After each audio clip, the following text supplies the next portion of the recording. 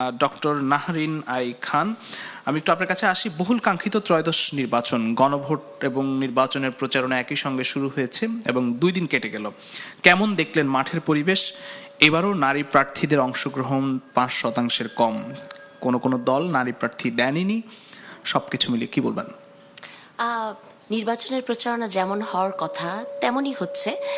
একটা জিনিস ভালো লেগেছে, প্রতিদ্বন্দ্বিতা তো আছেই, সবাই সবাইকে অনেকভাবে বিশেষণে বিশেষায়িত করছেন, পজিটিভ বা নেগেটিভ, কিন্তু কারো নাম বলছেন না।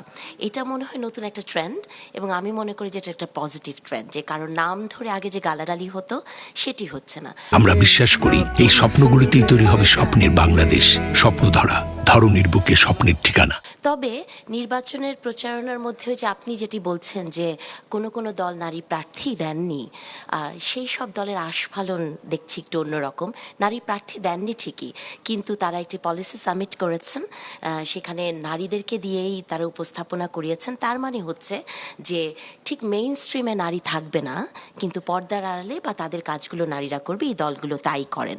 একটি বক্তব্য কালকে আমার চোখে পড়েছে, তারেক রহমানের একটি প্রচারণা নিয়ে গোলাম পরোয়ার সাহেব, উনি মনে হয় নিজেকে প্রফেসর বলেন, প্রফেসর গোলাম পরোয়ার সাহেব, উনি বলেছেন যে তারেক রহমানের উনি নাকি কোথায় কাফের শব্দটি বলেছেন, এটি রাজনৈতিক শিষ্টতা বহির্ভূত এবং এই কাজটি উনি করতে পারেন না।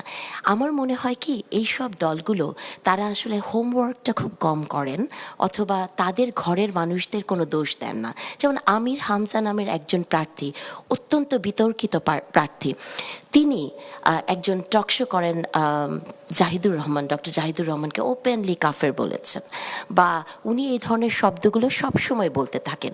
তো আমার কাছে মনে হয় যে নিজের ঘরকে শাসন না করে বাইরের মানুষকে শাসন করাটা এক ধরনের ট্রেন্ড হয়েছে। বাট তারপরও আমি শেষ পর্যন্ত বলবো যে প্রচারণাটা যেমন হচ্ছে, আমরা কিছু নতুনত্ব দেখতে পাচ্ছি, এবং এইভাবে যদি প্রচারণা চলে তাহলে মনে হয় যে এটা দেশের জন্য একটা ভালো একটি পজিটিভ সাইন বয়ে আনছে। Very positive.